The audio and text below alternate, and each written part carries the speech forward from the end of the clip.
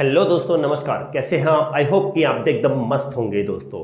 तो स्वागत है आपका फिर से आपके अपने यूट्यूब चैनल एम्बिशन क्लासेस 2019 में। तो दोस्तों, जैसा कि हमने लास्ट क्लास में डिस्कस किया था सीरीज कॉम्बिनेशन, रेसिस्टेंस के सीरीज कॉम्बिनेशन के बारे में, तो आज भी हम लेके आए हैं दोस्तों आज पैरेलल कॉम्बिनेशन। तो दोस्तों, वीडियो को बिना स्किप किए लास्ट तक देखिएगा। आई होप कि आप लोगों को आज बहुत कुछ क्लियर होने वाला है। तो दोस्तों, थोड़ा सा हम रिव्यू मार लेते हैं क्या कि पैरेलल कॉम्बिनेशन के बारे में आज हम पढ़ेंगे। पैरेलल कॉम्बिनेशन दोस्तों, आज आपको बता दें कि पैरेलल कॉम्बिनेशन क्या होता है।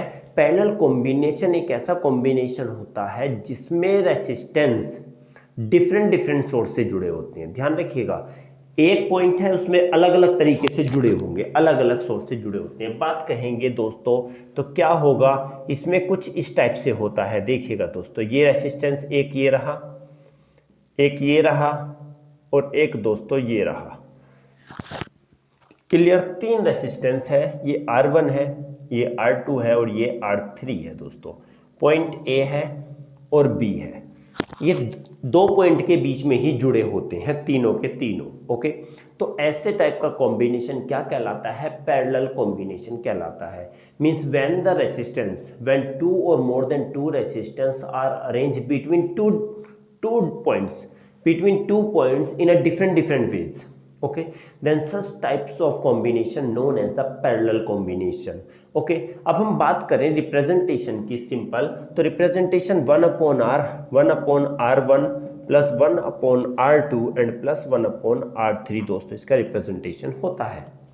क्या होता है? 1/R is equal to 1/R1, 1/R2, 1/R3। तो ये हमको शो करता है कि रेसिस्टेंस पैरेलल में जुड़े हुए हैं। तो दोस्तों, आगे डेरिवेशन करने से पहले हम एक चीज पर नजर मार लेते हैं जो हमने लास्ट क्लास में आपको बताया था। क्या कि इसके बारे में कुछ पॉइंट्स हैं। सॉरी, पॉइंट्स क्या होते हैं हमने बताया था। सबसे पहली बात, इसमें वोल्टेज क्या रहेंगे? सेम रहेंगे। सीरीज में क्या होते थे? वोल्टेज डिफरेंट होते थे, इसमें वोल्टेज सेम रहेंगे। सेकेंड वर्ड, करंट क्या होगा दोस्तों? इसमें करंट डिफरेंट हो जाएगा। क्या हो जाएगा? करंट डिफरेंट हो जाएगा। ध्यान रखिएगा बिल्कुल एक एक चीज। सीरीज में वोल्टेज डिफरेंट थे, करंट सेम था। पैरेलल में करंट डिफरेंट है, वोल्टेज सेम है। ओके दोस्तों, आई होप कि आप लोगों को इतना क्लियर हो गया होगा। तो दोस्तों स्टार्ट करेंगे। अब हम इसको, चाहो तो आप थोड़ा सा स्क्रीनशॉट ले लो, नहीं तो कहीं राइट भी कर सकते हो। बात करेंगे दोस्तों अब हम इसमें क्या, इसके डेरिवेशन के बारे में। दोस्तों अगर डेरिवेशन की बात करें तो डेरिवेशन में हम क्या करेंगे? Let R1, R2 and R3 are the resistance which are connected in parallel। देखिए दोस्तों, R1, R2, R3 तीन रेसिस्टेंस हैं। ये रेसिस्टेंस है जो किस में जुड़े हुए हैं? पैरेलल में जुड़े हुए हैं। Then the current flow through R1 से करंट ये फ्लो थ्रू होगा। तो वो क्या होगा? इज, क्या लिखेंगे? इज।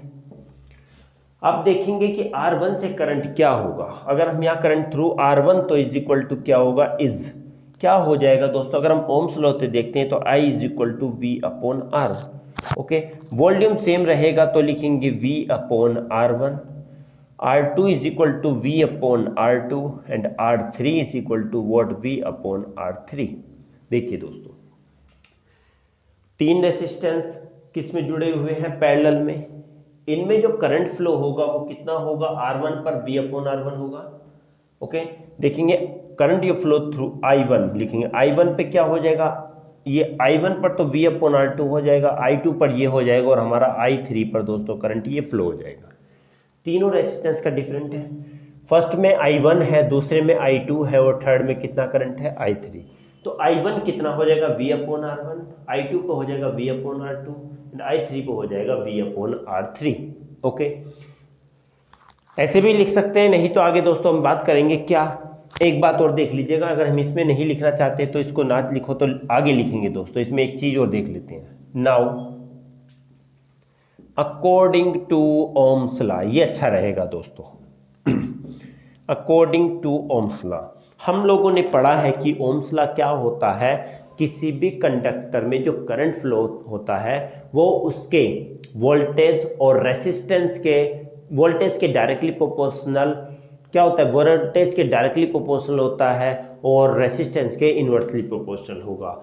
तो लिखेंगे दोस्तों, अगर हम V = IR लिखते थे तो I की वैल्यू अगर हम निकालेंगे तो क्या हो जाएगा दोस्तों, V/R हो जाएगा। ओके, नाउ देन अब यहाँ पर लिखेंगे देन द करंट फ्लो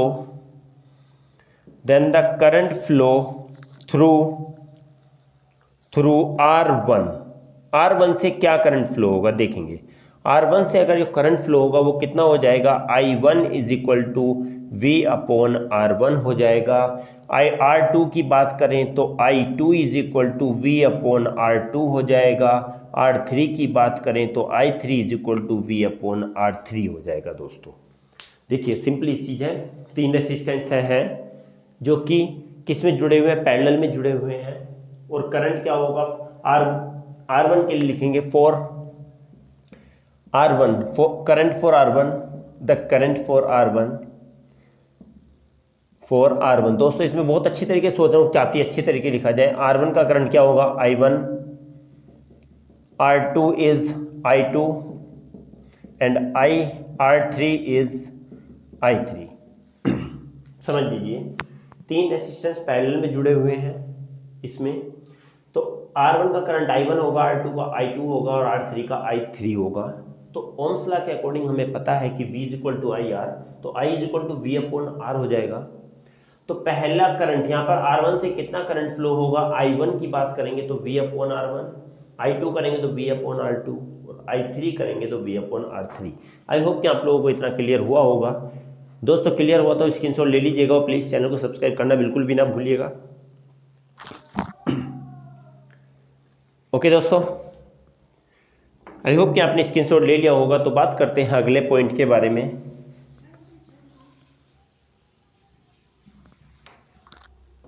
अगला पॉइंट क्या कहता है दोस्तों, अगला पॉइंट ये कहता है we know that current flows in parallel combination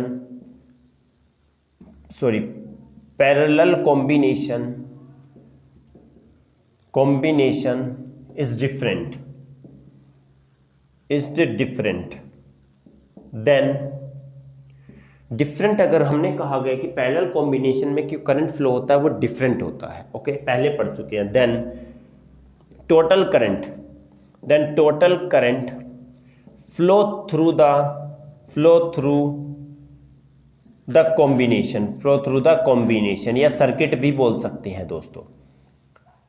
बात कहेंगे टोटल जो करंट फ्लो होगा कॉम्बिनेशन से वो कितना होगा, लिखेंगे I = I1 + I2 and + I3। जरूरी नहीं दोस्तों 3 रेसिस्टेंस ले, 2 रेसिस्टेंस भी ले सकते हो। ओके, ऐसे भी ले सकते हो, ये हो गया एक, दूसरा ये हो गया और दोनों को जोड़ दिया, ये ऐसे भी हम ले सकते हैं दोस्तों। ओके, इसके बारे में मैं तुमको आप लोगों को क्या लेके आऊँगा दोस्तों, वीडियो लेके आऊँगा न्यूमेरिकल्स की, हम कैसे न्यूमेरिकल्स पर सोल्व करेंगे। ओके, तो देखिए टोटल करंट कितना हो जाएगा, I = I1 + I2 + I3। तो I की वैल्यू क्या, put the value of I1, I2 and I3 from last equations, from above equations।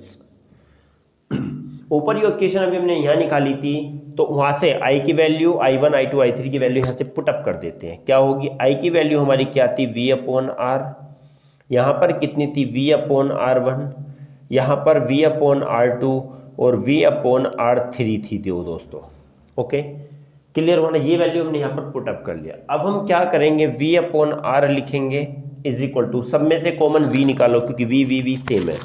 तो V हमने कॉमन निकाला तो कितना हो गया, 1/R1 plus 1/R2 and plus 1/R3 हो गया दोस्तों।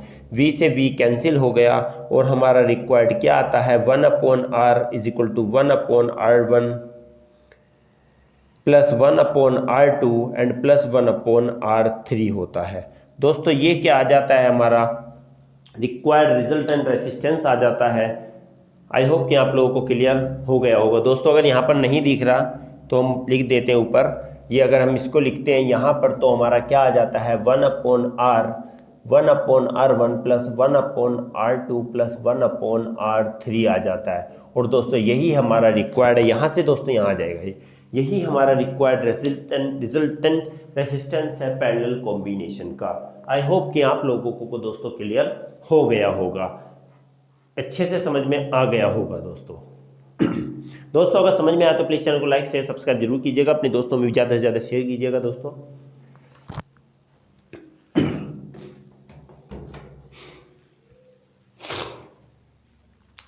आई होप कि आप लोगों ने स्क्रीनशॉट ले लिया होगा दोस्तों। तो दोस्तों आज एक और टॉपिक हम डिस्कस करने वाले हैं, रेसिस्टेंस के बारे में हम कई बार डिस्कस कर चुके हैं। रेसिस्टेंस एक्चुअली है क्या रेसिस्टेंस दोस्तों? रेजिस्टेंस में पता है कि वो करंट को फ्लो होने से रोकता है, उसे हम क्या बोलते हैं, रेजिस्टेंस बोलते हैं दोस्तों। ओके हाँ, अब हमारे कुछ ऐसे फैक्टर्स होते हैं जो रेजिस्टेंस को अफेक्ट करते हैं। कुछ फैक्टर्स हैं, कुछ चीज़ें ऐसी होती हैं जो रेजिस्टेंस को अफेक्ट करती हैं। समझ में आया? हाँ, रेजिस्टेंस को इफेक्ट करने वाले कुछ फैक्टर्स होते हैं। सबसे पहले अगर हम बात करें, फैक्टर लिख देते हैं, फैक्टर अफेक्टिंग रेसिस्टेंस। कुछ फैक्टर है जो रेसिस्टेंस को ये क्या करेंगे दोस्तों, अफेक्ट करते हैं। ओके हाँ, कौन कौन से फैक्टर्स होंगे? सबसे पहला दोस्तों हमारा इसमें क्या आता है, सबसे पहले हमारा आता है इसमें टेम्परेचर आता है दोस्तों। बी अगर बात करें, पहला तो हो गया हमारा टेम्परेचर। ओके, दूसरा हमारा हो गया नेचर ऑफ सब्सटेंस। ओके, तो दोस्तों एक एक चीज हम डिस्कस करने वाले हैं आज कि टेम्परेचर कैसे इफेक्ट डालता है, रेसिस्टेंस पे टेम्परेचर कैसे इफेक्ट डालता है। ओके, तीसरी बात हमारा आता है एरिया ऑफ क्रॉस सेक्शन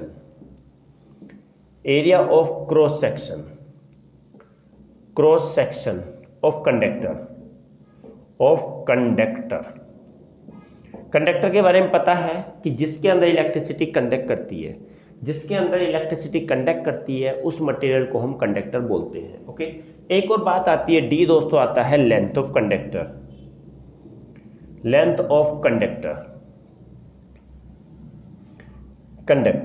दोस्तों ये चार ऐसे फैक्टर्स हैं जो रेसिस्टेंस को अफेक्ट करते हैं, रेसिस्टेंस को प्रभावित करते हैं, रेसिस्टेंस को इस पे इफेक्ट पड़ता है इन चीज़ों से।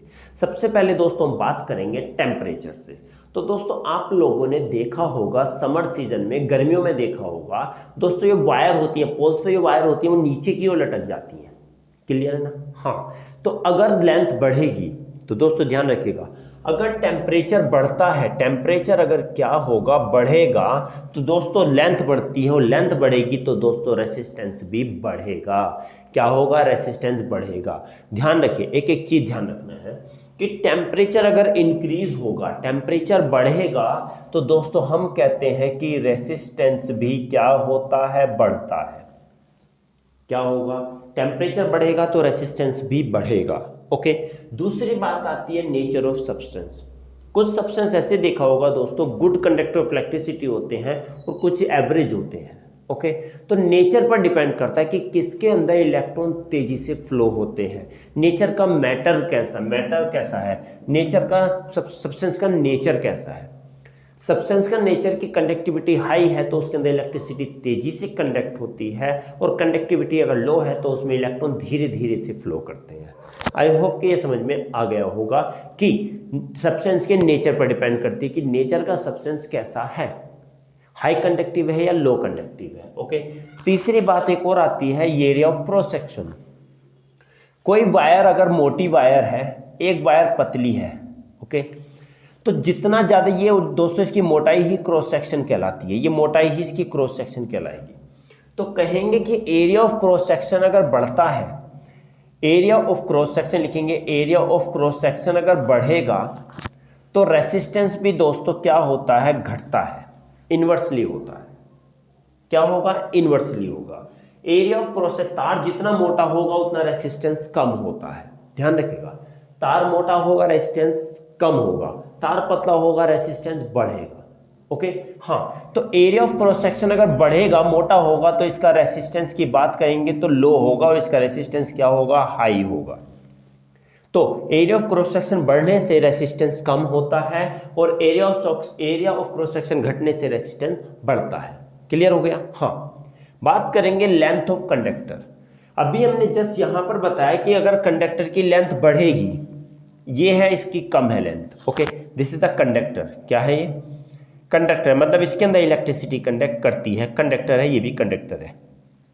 ओके ना। हाँ, लेंथ ऑफ कंडक्टर अगर बढ़ेगा तो लेंथ ऑफ कंडक्टर, अगर लेंथ ऑफ कंडक्टर LOC अगर बढ़ रहा है तो रेसिस्टेंस भी दोस्तों बढ़ता है, क्योंकि length of conductor directly proportional to the resistance.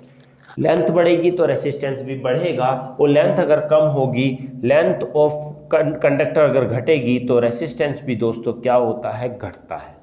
Clear हो गया। हाँ, इसकी बात कहें तो resistance is directly proportional to temperature. Nature of substance तो नेचर ही होता है। इसकी बात करें एरिया ऑफ क्रॉस सेक्शन की, तो area of cross section directly proportional to the inversely proportional to the resistance, या हम कहेंगे कि resistance inversely proportional to the area of cross section, area of cross section. देखिए एक एक चीज ध्यान रखें, मोटा तार रेजिस्टेंस कम, पतला तार रेजिस्टेंस ज्यादा। लेंथ के क्या होता है, क्या resistance directly proportional to the क्या होता है, लेंथ। लेंथ बढ़ेगी तो रेजिस्टेंस भी बढ़ेगा। तो वही अगर लेंथ अगर ज्यादा बड़ा वायर है तो उसका रेजिस्टेंस ज्यादा होता है, वायर छोटी है तो रेजिस्टेंस कम होता है। दोस्तों कुछ ये फैक्टर्स थे जो रेजिस्टेंस को क्या करते हैं, इफेक्ट करते हैं। आई होप कि आप लोगों को ये क्लियर हो गया होगा। दोस्तों समझ में आ गया होगा, आप लोगों को क्लियर हो गया होगा। दोस्तों अगर समझ में आते तो प्लीज़ चैनल को सब्सक्राइब, लाइक, शेयर जरूर कीजिएगा। दोस्तों हम आपसे एक ही सपोर्ट चाहते हैं, प्लीज़ हमें सपोर्ट जरूर कीजिएगा। और जितनों ने हमें प्यार दिया है उनके प्यार के लिए बहुत बहुत धन्यवाद। दोस्तों आप लोग हम पर ऐसा प्यार देते रहिएगा। दोस्तों आगे भी आप लोगों के लिए वीडियो लाते रहेंगे।